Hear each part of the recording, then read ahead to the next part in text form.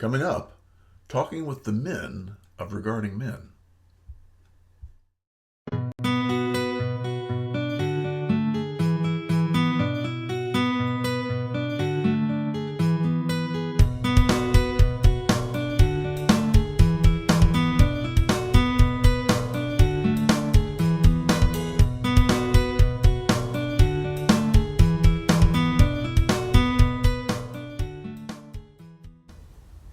Hey guys, Paul here. We're going to do another short talk with some of the guys that have come to Regarding Men and experienced the groups there. We wanted to get these out there so that you too can understand what's going on at Regarding Men.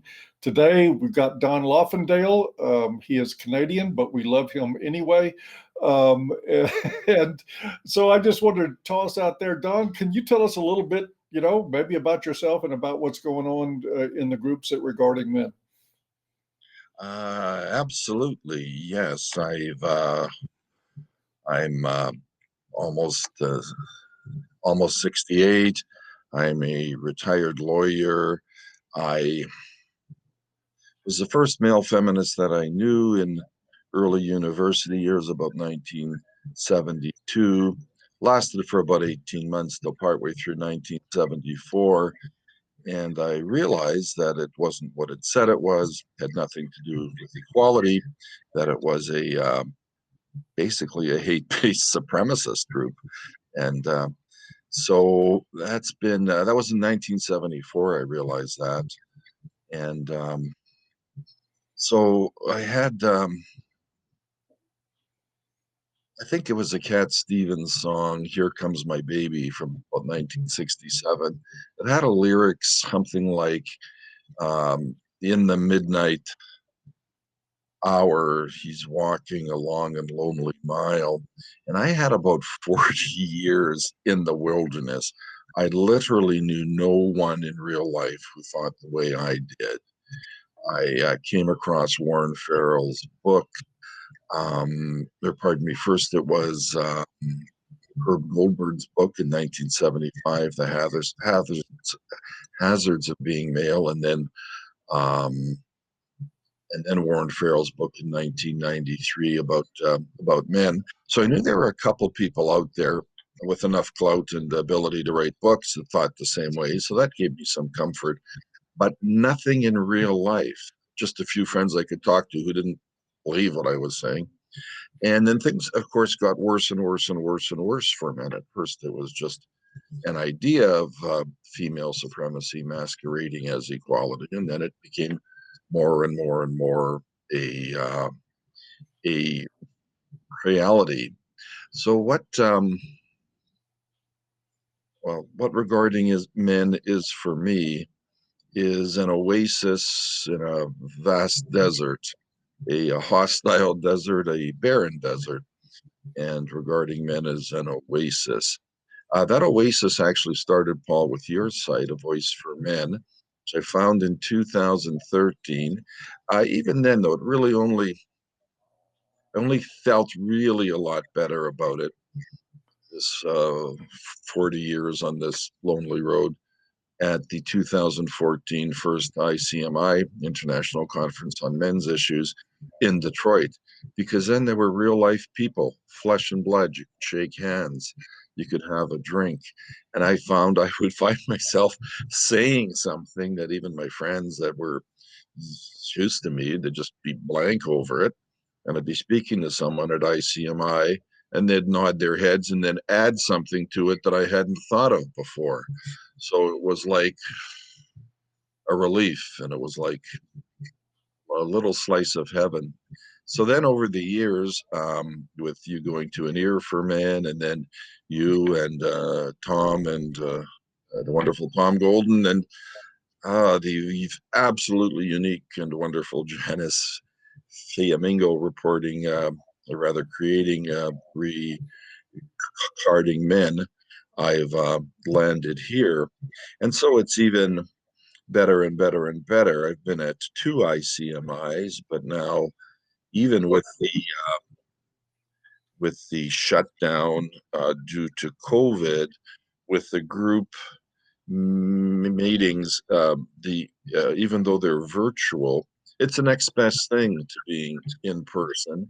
And unlike a conference, which one can go to it's every year or two if they're annual, one can see the guys every day. So it's just been a wonderful experience. I pretty much like everybody in the group, and I'd consider a number of them my friends now, real friends, true friends. So that is at least the beginning of me and regarding men. That's outstanding. I know that I had, when I was planning with my group of people, the first ICMI back in 14, just outside of Detroit, I was hoping for a good event with lots of great speakers and great talks. I had no way to prepare for what actually happened in between the talks and after the talks and Yeah. what was going on for that entire weekend. It was just magical. And I saw guys walking around everywhere almost in a daze, like they couldn't believe that they were actually in a room full of a lot of people who were on the same page about these issues. It was a life-changing experience for me in a way that I didn't even expect. And I've often referred to regarding men as like an ICMI, only it never stops. It keeps going all the time. Wow, that's a beautiful way to put it, Paul. And if I might just echo your thoughts, I agree completely. As wonderful as it was to hear all those speeches in ICMI 14 in Detroit, and as much knowledge as the people had, and as hard work as they put into the speeches, and as insightful and brilliant as they were, the best part was in between, before and after, where you talk to other real people who felt the same way and, like you say, on the same page, and it was just magical. You know, another thing I wanted to touch on, and it's something I've noticed, and Dave Scala brought this up in talking to him, and I've had other people mention it. We're seeing, in regarding men, guys come in and change in really sort of rapidly. Guys that are come in and sort of are skittish and they're not too sure about things, and they've been in sort of blue pill hell. Maybe they've been gone through a divorce or parental alienation and have stresses with their family and everything else. And we've seen guys really blossom after coming into the groups. And I've just wondered if you had that similar experience. That is amazing. You should mention that point, because as I was thinking about what I might discuss in this um, interview, it occurred to me that not only for the first time in my adult life, really first time in the last now 47 years, other than at ICMIs, uh, I could truly be myself.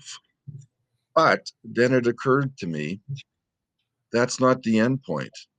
That's the beginning, because I also feel that I, amongst others, that I've found myself at regarding it.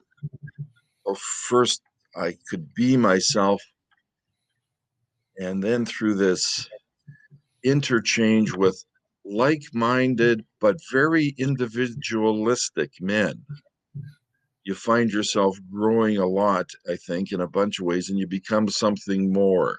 You become more than you were. So this wonderful experience of being able to be yourself, as great as it is, first time in 40 years on an ongoing basis. And then it's just the beginning. It's wonderful. More magic. We've floated the ideas, different ideas about regarding men ever since we started. And these groups actually started way back. I mean, Tom and I both have been doing these on our Patreon for even far predating regarding men. Maybe it's time we let women come in and start being part of the. Oh, the way you're laughing, I don't think that idea floats very well. No. Not at all. There is something, I think, about the way the sexes are that probably both sexes do need some time to talk where they're on their own.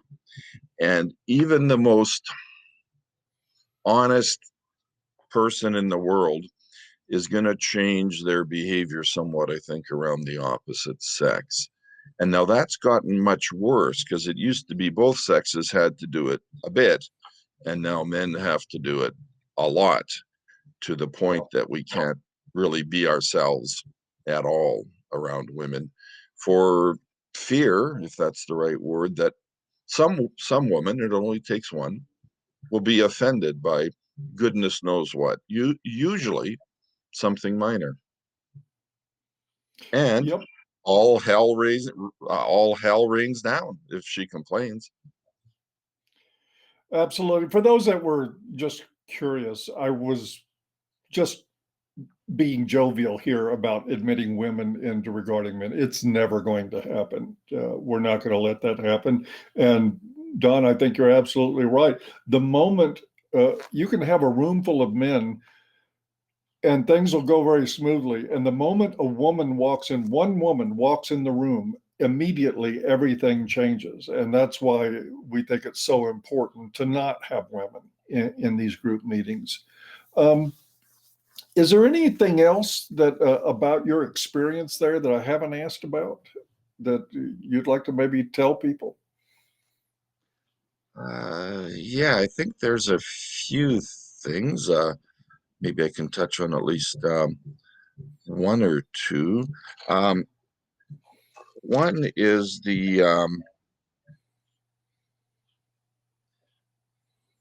that while guys are on the same page, there are a variety of views.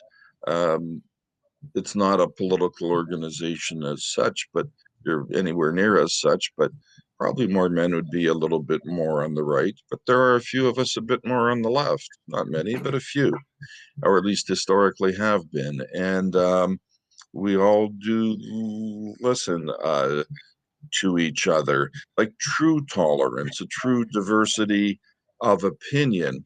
One of the things I'm quite proud of is we had um, two gay men join the group. And at first, I thought, well, we're dealing with issues with women. Like, surely gay guys don't have the same issues. And it turns out they have some issues, some with women, some just in maybe other romantic relationships. So that's a possibility. But what both the guys said was that they found us to be just about the most tolerant, welcoming group around. Uh, and what astounded me about that is they said, you know, well, just that we're open, we're tolerant, we're open minded, we really believe in free speech completely, we don't shame.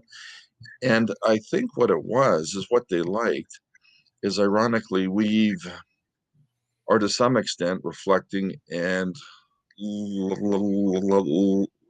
living the values of our countries of Western civilization that's so under attack, that are so under attack, but because we actually tried to live them and believe them, um, that truly is tolerant, and it does make other people feel welcome, no matter what their orientation is, or their skin color, or their point of view. So I think that's been one of the greatest compliments to Regarding Men as an organization and the guys in the group. So that's been absolutely wonderful. Uh, Along those same lines, there's been a few people that have talked about Western societies and men being demoralized, and they've talked about us that we need to remoralize, which I think is a great concept. A few of the guys have also talked about the courage that takes.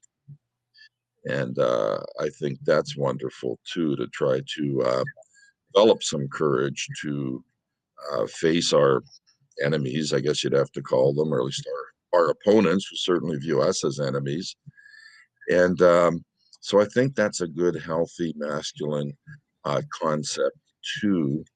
And the thing that occurred to me is that one thing that regarding men does is I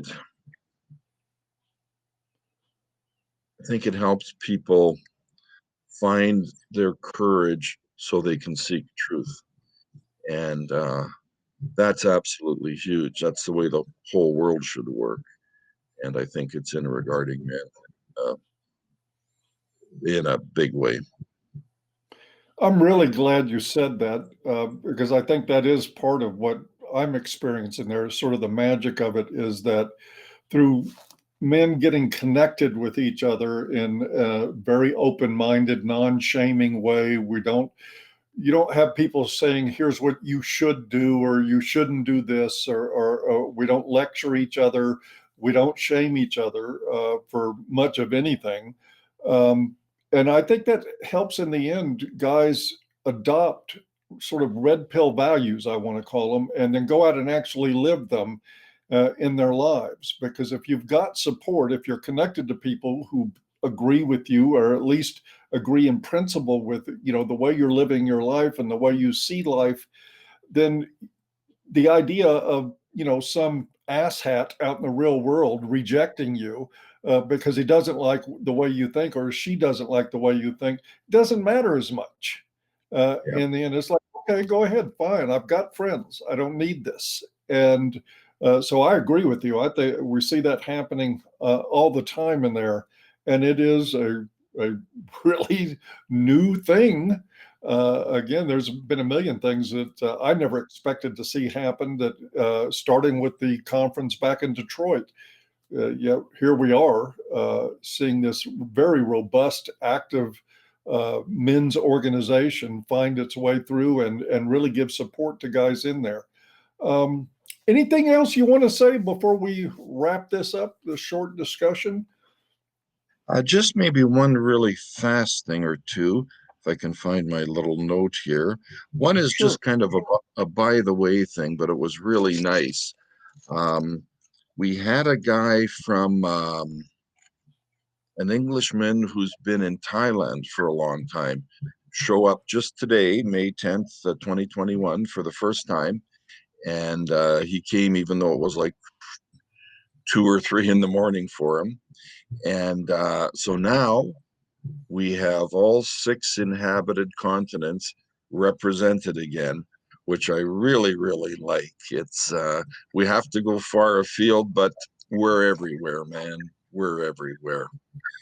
And I think that's about it. Oh, just one other small thing, and I've wanted to mention this again.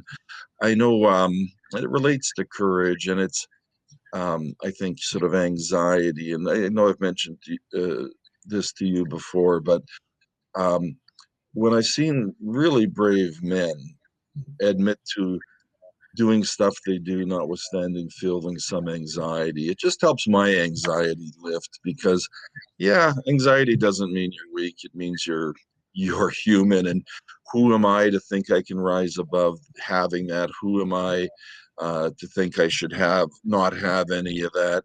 Just feel it while it's there. Go on and do what you have to do.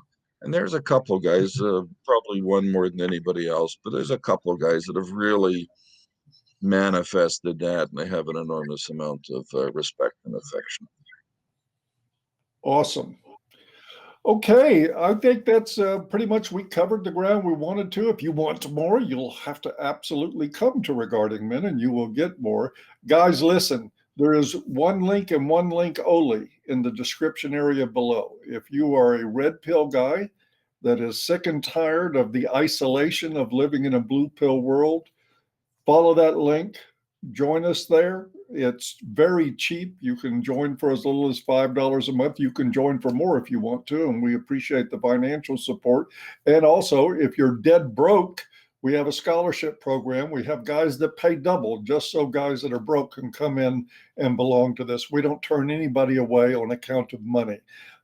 So like I said, there is Don. We just talked to David Scala recently, and we have guys all the way down from 19 to 70. full age range. We don't care what your skin color is. We don't care what your politics are. We don't care who you sleep with. If you're a red pill guy that would like to be connected to other red pill men, you're welcome with us. And with that, I'm going to wish everybody a good day, and we'll see you at the next interview. Bye-bye.